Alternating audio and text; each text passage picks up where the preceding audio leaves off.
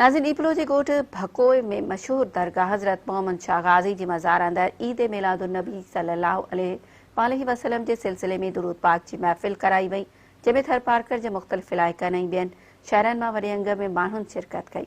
उन हवाले सां ॾिसो था सैयद शफ़क़त हैदर शाह जी ही रिपोर्ट। नाज़रीन, असां हिन वक़्तु मौजूद आहियूं ॾीपलो वेझो ॻोठ भकुअ में, जिते अंजमन ग़ुलामान कलंदर वेलफेयर सिंध जे तरफ़ां दुरूद पाक जी महफ़िल रखी वई आहे, जंहिंमें अंजमन ग़ुलामान कलंदर सिंध जे सरवाण सैयद ग़ुलाम हैदर शाह ऐं सिंध जे मुख़्तलिफ़ शहरनि खां ॿियनि साथियुनि शिरकत कई आहे।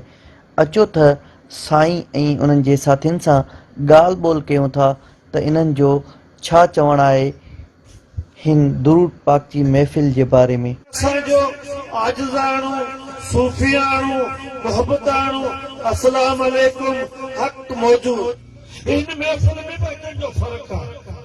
के ख्वाहिश जे लाइ अचनि था, के पाणी पढ़ण लाइ अचनि था, के बीमारी जे लाइ, के ॿुधण जे लाइ, के वरी सोचे अचनि था त हिन मज़ा को फाल्ट कढूं।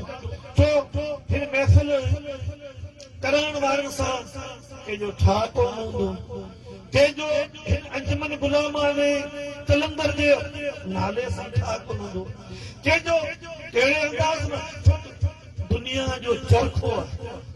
दुनिया जे चरखे में ही 21वीं सदी आहे, ही आख़िरी दौर आहे फितननि जो वॾो जान आहे। अहिड़ा फितना पिया बर्पा थियनि जेकी तव्हां असां कॾहिं न ॿुधा, न कॾहिं असां सोचे सघूं था। अञा त स्टार्टिंग आहे, अञा त घणो कुझु थियणो आहे। ही आगाही आहे, ही तव्हांखे शऊरमंद करणो आहे त ही कलंदर जी महफ़िलूं सरासर इश्क़ ऐं मोहब्बत आहिनि।